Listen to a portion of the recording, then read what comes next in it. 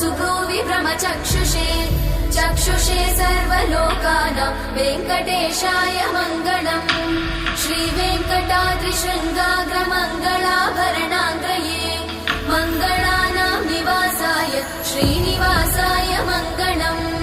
सर्वावयव सौन्दर्य सम्पदा सर्वचेतसां सदा सम्मोहनायास्तु वेङ्कटेशाय मङ्गलम्।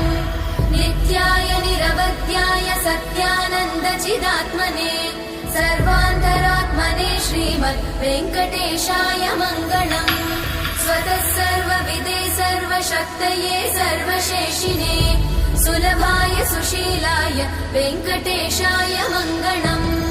परस्मै ब्रह्मणे पूर्णकामाय परमात्मने प्रयुञ्जे परतत्त्वाय वेङ्कटेशाय मङ्गलम्।